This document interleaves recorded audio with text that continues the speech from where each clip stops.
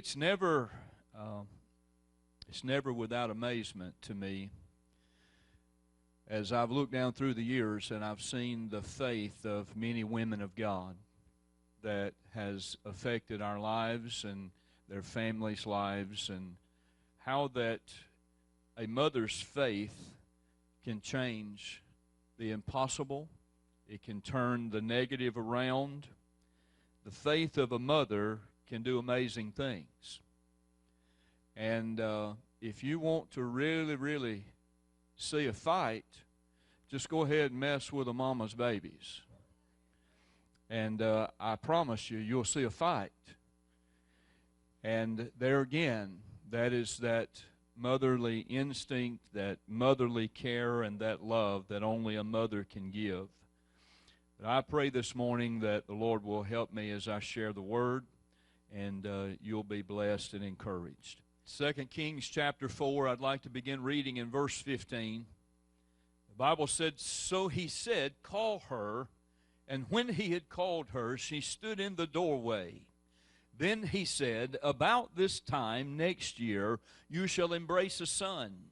And she said, 'No, my lord, man of God, do not lie to your maidservant.'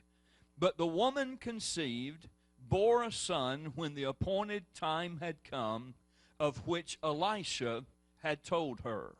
The child grew. Now it happened one day that he went out to his father, to the reapers. And he said to his father, as he was out there with him for a while, he said, 'My head, my head.' And so he said to a servant, he said, 'Carry him to his mother.' And when he had taken him and brought him to his mother, he sat on her knees till noon, and then he died." Powerful story here. I want to just share for a few minutes on the faith of a mother. The faith of a mother. As we look back at the beginning of this story, we find that Elisha had went to Shunem.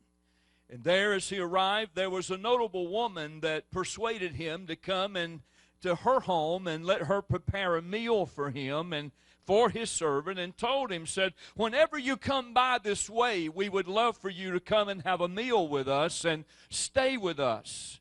And so they did, and the Shunammite woman talked to her husband, and she said, "I know that this is a holy man of God, and he passes by unto us regularly.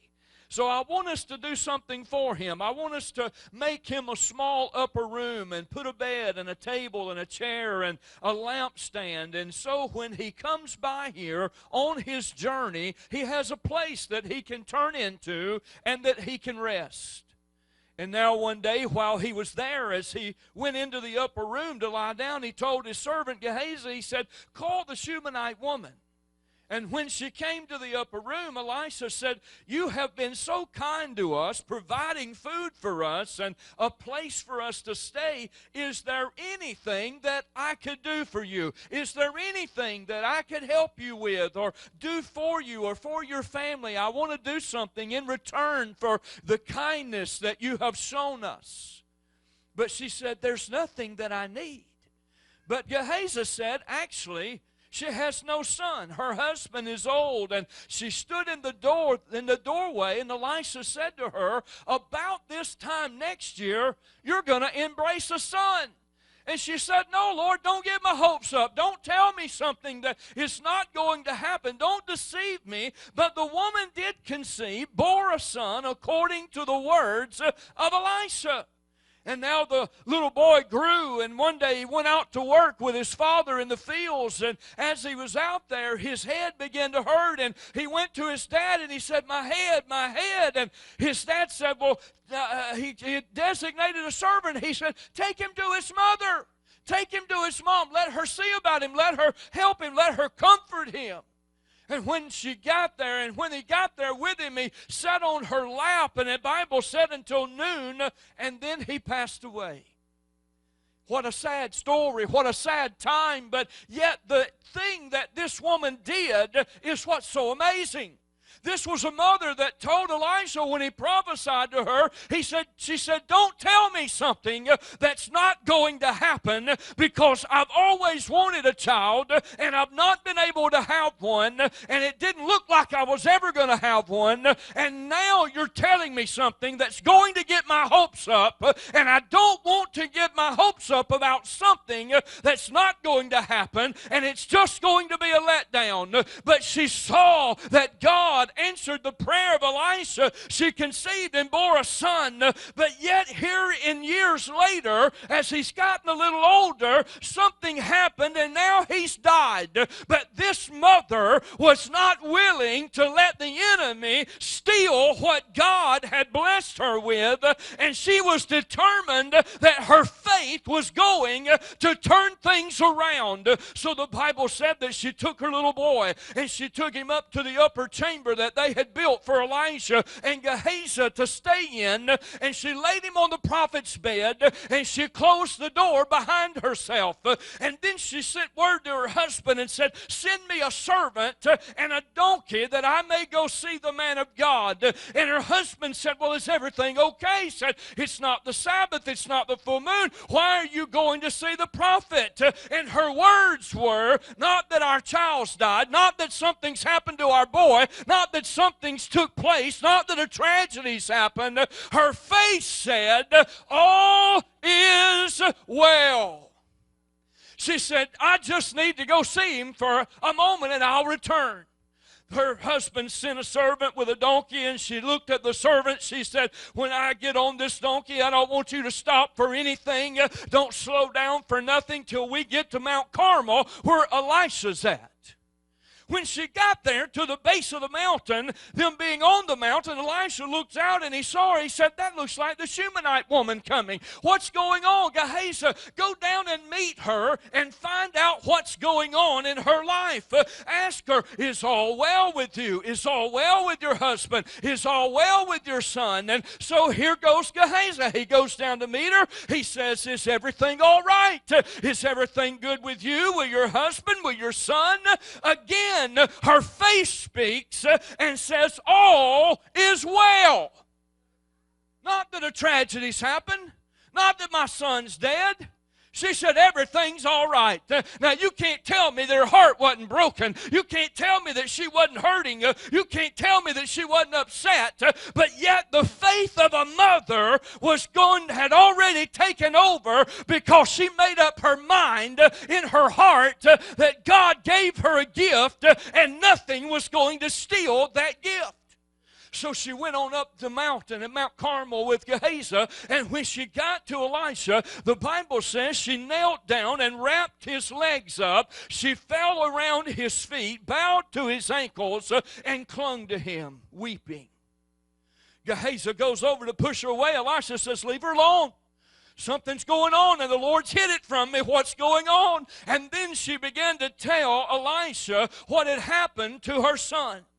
Well, Elisha looks at Gehazi. He said, I want you to take my staff, and I want you to go ahead of us, and I want you to go to her house, go up in the upper chamber into the bedroom, and I want you to lay my staff on this child's face. Why did he want him to go take a piece of wood and lay on this baby's face? What good was that going to do? How was that going to help?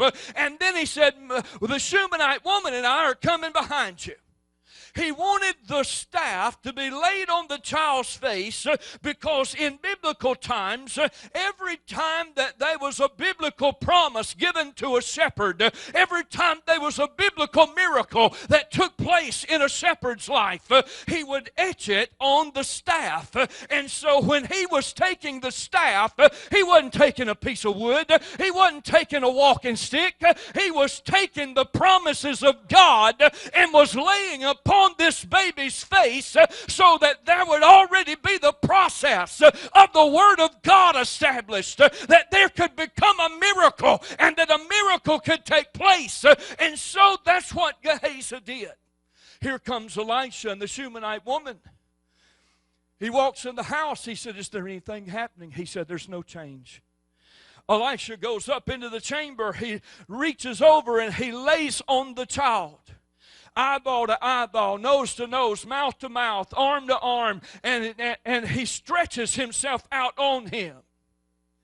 When he gets through, he gets up, he walks back and forth, and he waits a little while, and there's a little bit of change, there's a little bit of warmth in the body, but yet there's no life coming, and he goes back in, and he stretches himself on the child again. The second time after he raised up off of the child, the Bible said that the little boy sneezed. He opened his eyes and he was awake. He came back to life because of the faith of a mother that was not willing to give up her miracle in what God had given her. How many times have we seen over the years people in our church, in our families that were Christian women that faced tragedy and hardship and struggles and battles and went through things, and there was things that come upon their families, but yet in the midst of tragedy, in the midst of sadness, in the midst of something that should be heartbreaking, this mother stands up and says, no, we're going to pray, we're going to believe, we're going to trust God. God's never failed us. He's always taken care of us. He's not going to let us down now. He's not about to let us down. This mother had faith in God and was determined that nothing was going to steal her promise, which was her son. As I began to look through the scripture, I found that there was other examples in the Bible where mothers acted by faith to assure their children's future. When you go back in Exodus chapter 2, we find a woman named Jochebed there who was the mother of Moses. She was a woman of great faith and love. For 3 months she kept her baby hid from the cruel Pharaoh, because during this time the Pharaoh was sacrificing babies in the Nile River, throwing them into the crocodiles, pretending and saying he was giving a sacrifice to the gods that they were serving. And she then protected her baby. She hid him from Pharaoh for 3 months. But then she devised a plan to save her baby's life. She made an ark out of bulrush and slime and pitch, and then she put the child in it and placed it in the flags by the river brink, where Pharaoh's daughter would go down to bathe and where she would find him. Now, as Pharaoh's daughter went down to the river, she found the child and called for her servant, who was Jochebed. It's amazing. God instilled a plan in her. She said, you hide him. Put him in the reeds out here by the river. When Pharaoh's daughter comes, she's going to find him. She's going to see him. She's going to want to keep him. And when she does, she's going to call you, because you're her servant. You're the one that takes care of her. She's going to call you to take care of the baby. And sure enough, she did. And so now she found the child and called for the servant, who was Jochebed, and asked her to look after the child for her. So Jochebed was able to care for her own child, and she taught him the great principles that was going to affect his life from that point on. But it was all because of the faith of a mother. We can find in 1 Samuel 1:27 where that Hannah, the mother of Samuel, she said, for this child I prayed, and the Lord has given me my petition. Therefore also have I lent him to the Lord. She considered him a gift from God, dedicated him back to God.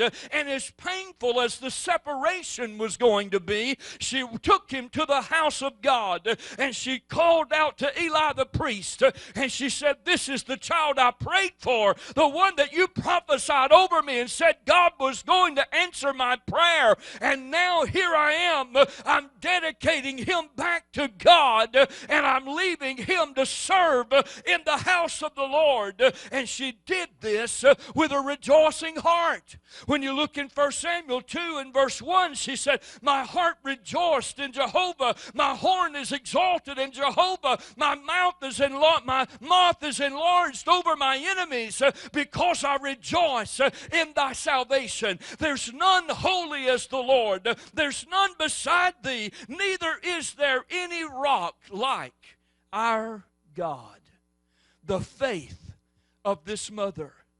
She taught Samuel many of the principles that would guide him through his life. And Samuel became a great prophet and even anointed David to be king over Israel. This is the role that he would play.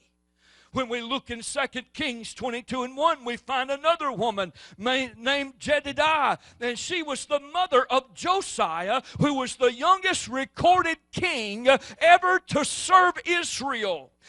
She influenced him when he became king at 8 years old. He took the throne. 8 years old, he became king of Israel. He reigned for 41 years, was one of the greatest reforming kings ever known to Israel. His character was fashioned by a devout, loving, and caring mother.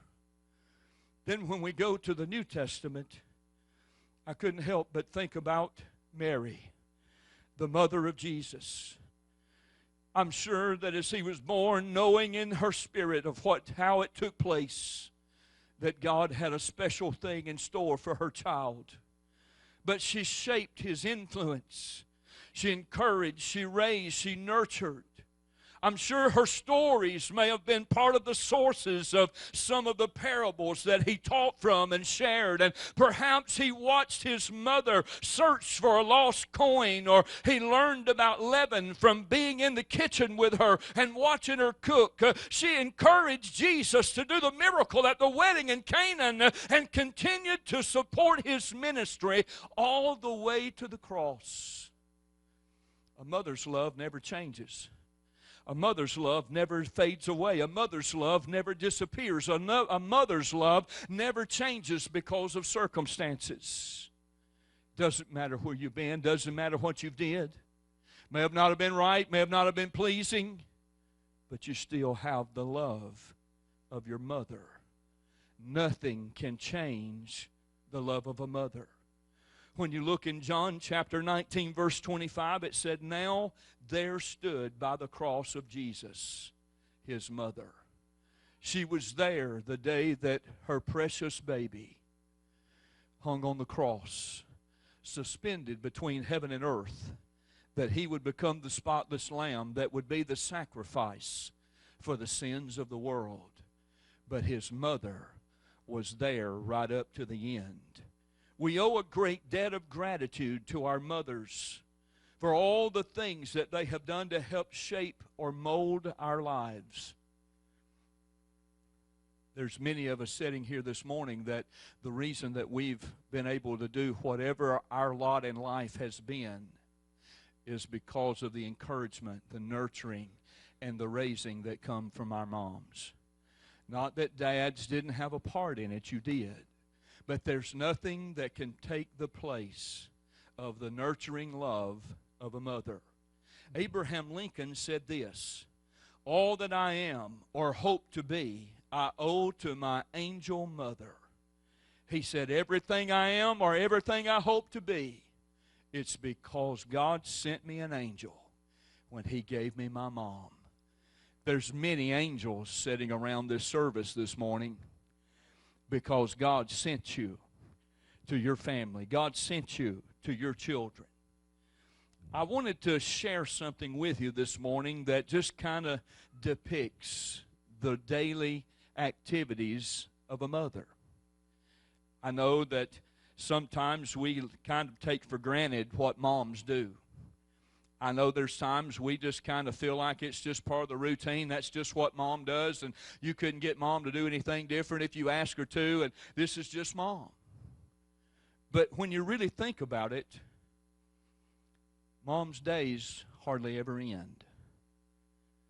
One writer wrote this description entitled, "A Mother's Version of Going to Bed." Mom and Dad were watching TV when Mom said, "I'm tired and it's getting late. I think I'll go to bed." She went to the kitchen to make sandwiches for the next day's lunch, rinsed out the popcorn bowl, took meat out of the freezer for dinner the following evening, checked the cereal box levels, filled the sugar container, put spoons and bowls on the table, set the timer on the coffee pot for the brewing for the next morning.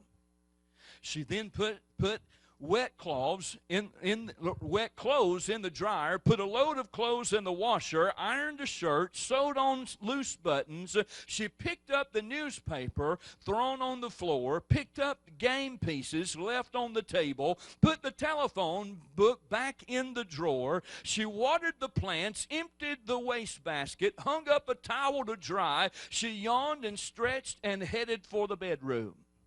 She stopped by the desk and she wrote a note to a teacher, counted out some cash for the field trip, pulled out her textbook out from hiding under a chair. She signed a birthday card for a friend, addressed and stamped an envelope, wrote a quick list for the grocery store. She put both near her purse.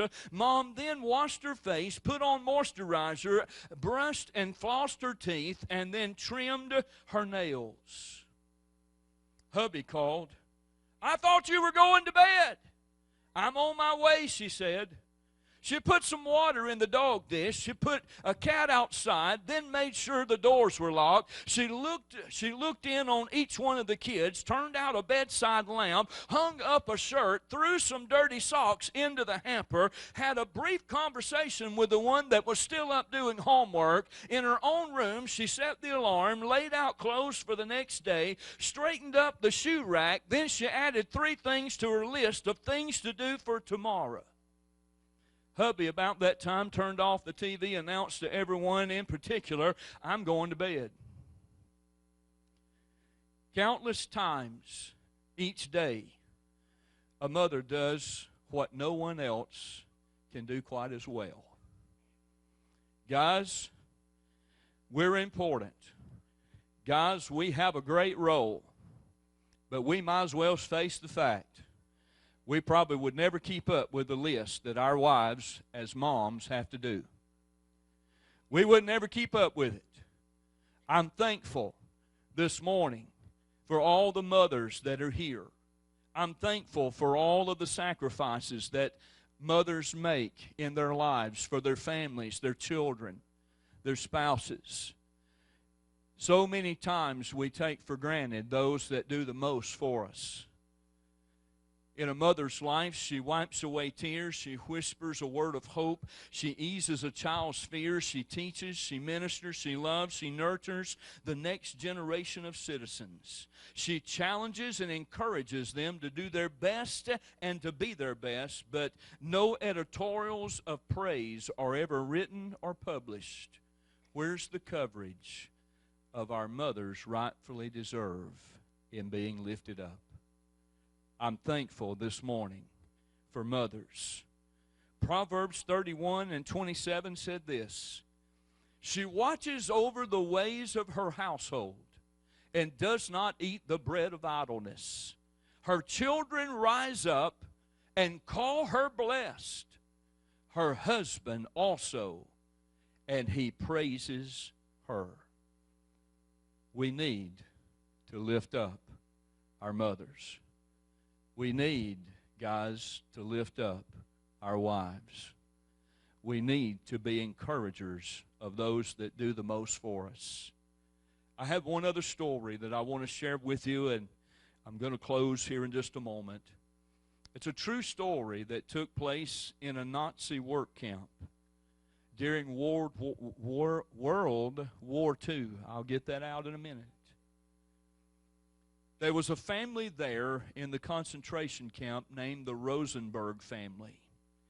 They had been imprisoned and worked in the camp where the gas ovens, and they worked to avoid the gas ovens where that they would be able to survive.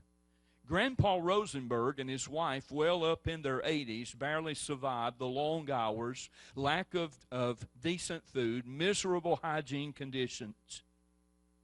They were soon sent to their deaths. Solomon Rosenberg had their 2 sons with them in the camp. The younger David was handicapped. Solomon had feared for his parents, then for David, who surely would be the next victim. Each morning, the family separated for their work assignments. Each night, they returned to huddle together in the barracks. Each day, Solomon wondered if this would be the day that his wife or David would be taken. So he entered the barracks at night. His eyes quickly sought out his family, looking at trying to make sure that they were all there. At last the night came that Solomon had feared. As he walked into the barracks, he could see none of his family. He became frantic as he searched for their faces. Then he saw the figure of his oldest son, Jacob, hunched over, weeping. Solomon hurried over. Jacob, tell me, it isn't so. Did they take David today? Yes, Papa. Today they came to take David. They said he could no longer do his work. He said sadly, but Mama, where's Mama? She's still strong. Surely they didn't take Mama too, he asked. Jacob looked at his father through tear-filled eyes and he said, Papa, Papa. When they came to take David, he was afraid and he cried. And so Mama said to David, don't cry, David. I'll go with you and hold you close. So Mama went with him to the ovens so that he would not be afraid.